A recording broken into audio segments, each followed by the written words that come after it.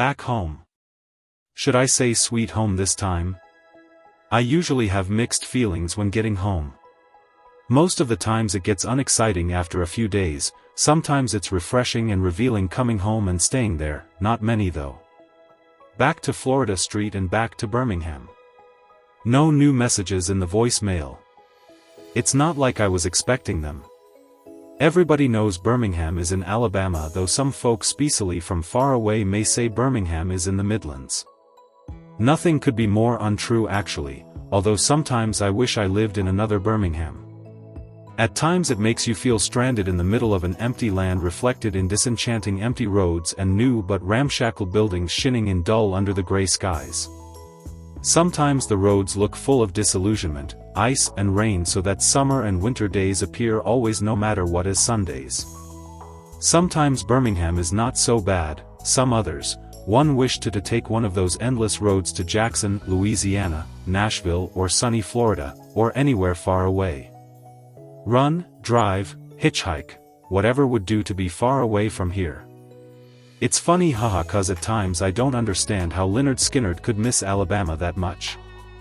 Anyway, here's Birmingham calling, not far away from Tupelo where Elvis, the king of rock, was born, and neither too far from Faulkner's Yoknapatawpha.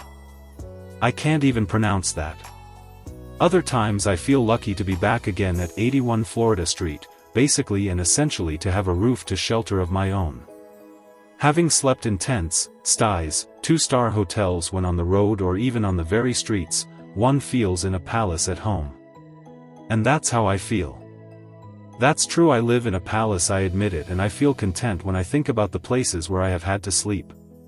Nothing as falling asleep in the darkness and comfort of the living room couch in 81 Florida Street on a Friday night.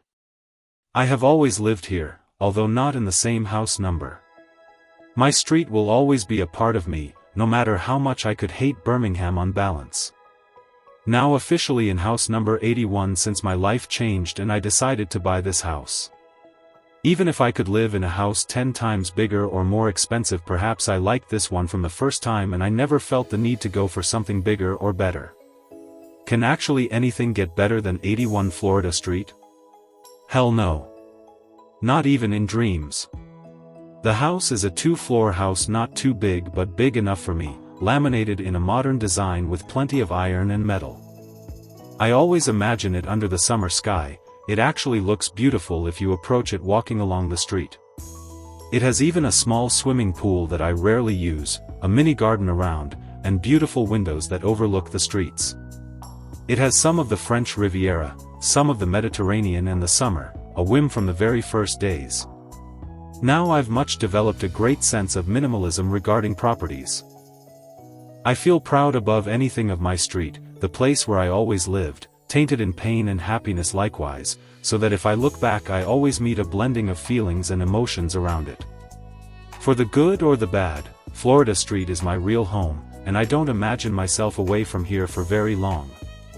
I look down the street tonight again to behold the street lights spreading and reaching up my windows. It's good to know they are still there. For years, they are one of the things that outlive the times. And in fact I think they haven't been replaced in years, by the way.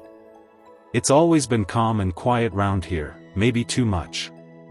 I love it here, where everybody knows each other though never act too friendly.